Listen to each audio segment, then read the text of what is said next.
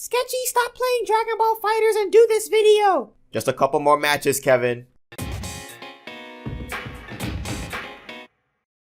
It's January again, which means it's time for my yearly tradition of making a top and bottom 5 for the most recent season of MLP. Season 7 is an odd case for sure. For me, no other season simultaneously exemplifies both the absolute best and absolute worst the series has to offer. It seems to be a trend where the even-numbered seasons are more consistent while the odd-numbered ones are more mixed bags. At first I thought Season 7 was gonna break that trend due to its strong start, but then the second half happened. So now that the season is over and done with, let's get on to the list. Starting with some honorable mentions for A Flurry of Emotions, Uncommon Bond, and Once Upon a Zeppelin, and some dishonorable mentions for Marks and Recreation and Secrets and Pies. Yay!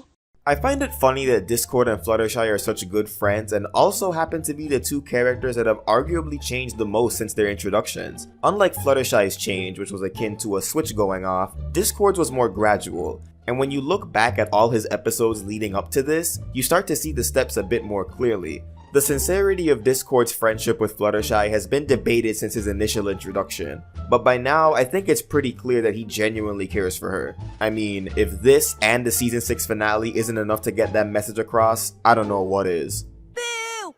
In my October roundup for this season, I said that lore is best used when it's a byproduct of an already strong story, as we'll see later on in this list, while just expositing lore simply for the sake of doing so should be avoided at all costs. Campfire Tale is proof of why that's the case. This episode sets up 3 of the pillars of Equestria in one of the most boring ways you could possibly do it, by simply explaining them and having the 3 unrelated stories tied together with a campfire plot that is just as unengaging. This episode's weaknesses become apparent when you realize that a better version of it already exists, the Cutie Mark Chronicles. Firstly, the stories told in Cutie Mark Chronicles were about characters that we actually cared about. By this time in the series, we had already grown to like at least some of the main 6 enough to actually give a damn about their life stories. Conversely, we have no reason to be invested in the pillars introduced in Campfire Tales, even if you did read Legends of Magic beforehand, and because of that, we had no reason to care about their stories. Secondly, the stories of how the main 6 got their cutie marks served an overall theme about the connection between friends,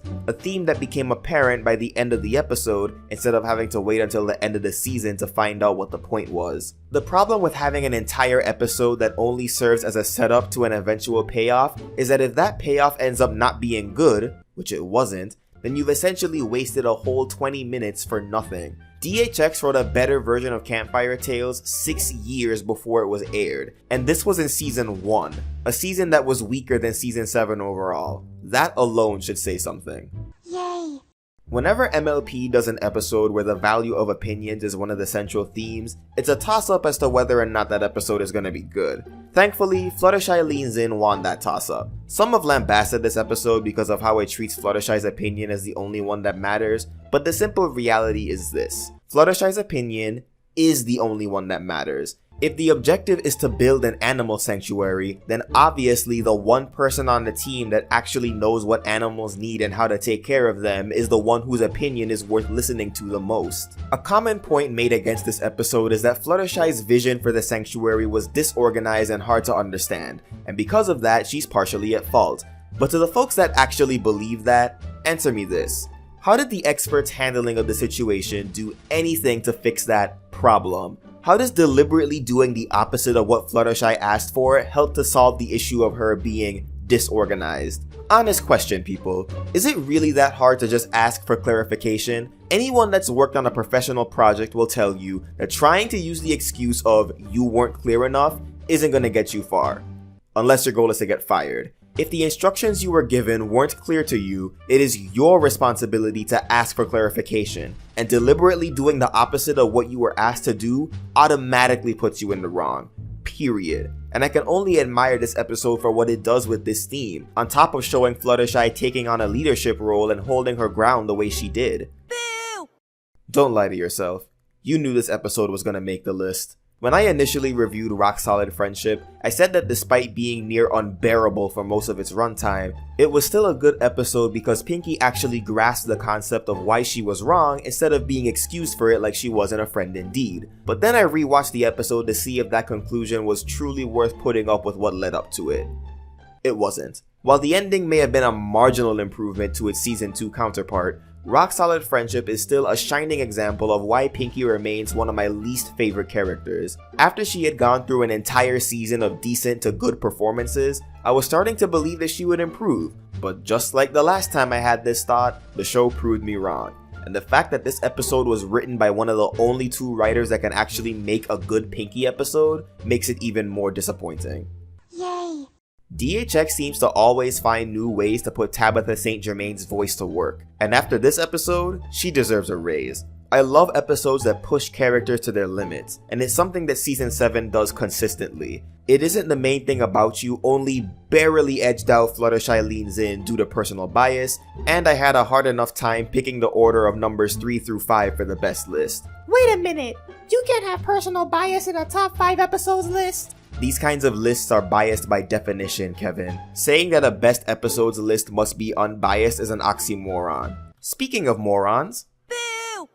You would think that making fun of the fandom would be easy, and that it's impossible to do it badly. And then you get an episode like this. Fame and Misfortune actually had a promising start, calling out the BS criticisms made against the characters over the years, and I was loving it. But then the episode started to mix in criticisms that were actually legitimate, on top of criticisms that were already addressed and fixed several seasons ago, thereby dating the episode before it even came out. It was at this point where it became clear that this episode wasn't clapping back against bad criticism, it was lashing out against all criticism. So DHX, you've officially tried and failed to make a good episode acknowledging the fandom on at least 3 separate occasions. So maybe you should just, not do it? Yay! If you aren't noticing a trend here, I'll say it out loud. Fluttershy killed it this season. I mentioned being proven wrong before, and a health of information is an instance where that ended up being a good thing.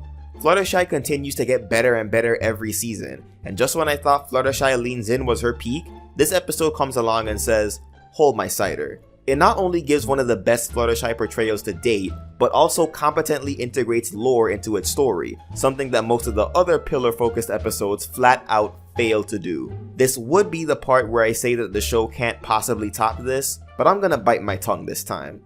Boo! Considering how I pretty much eviscerated this episode in the October roundup, I'm pretty sure that a lot of you were expecting Shadowplay to be number 1 on the worst list. And I won't lie, I was so close to putting it up there, and I'll go into why I didn't when we get into the number 1 pick. The thing about putting episodes from the tail end of the season onto the top and bottom 5 is that there isn't much I can say that hasn't already been covered in the original review. The villain is yet another copy-paste of the same villain model we've had for years, with probably the worst justification for his actions out of all of them. And the story exemplifies an over-reliance on lore and prioritizing that over a coherent story. And unfortunately, because a large section of the fandom gleefully eats up episodes like this, the writers have no motivation to stop. The optimist in me hopes that DHX takes a break from these kinds of villains and does something fresh, as well as realize that lore isn't as important as fandom culture likes to think it is. That second hope is a bit of a reach, but a bug can dream. And the number 1 worst episode of Season 7 is Parental Guidance. It was tough choosing between this episode and Shadowplay. While my dislike of the latter was mildly stronger than the former, what ended up being the deciding factor was the target audience. What was the worst takeaway for them? An episode that implies that you should be forgiven for going behind your friend's back simply because you claim that your intentions were good? Or an episode that explicitly tells you that you should simply accept any kind of behavior from your parents if they love you, and asking for basic respect and boundaries is wrong? Needless to say, this question made the decision a lot easier. As annoying as fan pandering, repetitive villains, and over-prioritization of lore are, when we're talking about a show that's made for younger kids, a lesson like the one presented in Parental Guidance is much more harmful for the audience, and I usually hesitate before calling an episode harmful. It's a bold claim to make, and one that I don't take lightly, but with an episode like this, it's more than warranted. Windy Whistle's haircut might have been busted, but this episode's themes were even more so. The number 1 best episode of Season 7 is Honest Apple. Considering how many times Applejack has had to put Rarity in her place, it's beyond refreshing to see the roles reversed for once. Not only that, but Honest Apple takes an aspect of Applejack that is normally played for laughs and uses it to deliver one of the best lessons in the show. Just because you're entitled to your opinion doesn't mean it's automatically worth listening to. And if your only response when challenged is to restate the obvious fact that you're entitled to your opinion, then that just says a lot about how much it was really worth. It's a harsh lesson that can't be flimsily handled, but that only makes Applejack the best character to teach this lesson to, because, like Rainbow Dash, the flimsy approach doesn't work with her. And no pony knows how to be rough with Applejack better than Rarity. Oh, come on, really?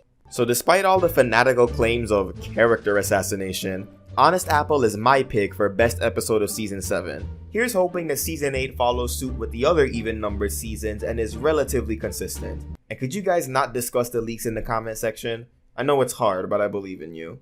So what did you think of this list? What are your picks? Swarm that comment section below or bug me on social media. Until next time, keep it sketchy, folks.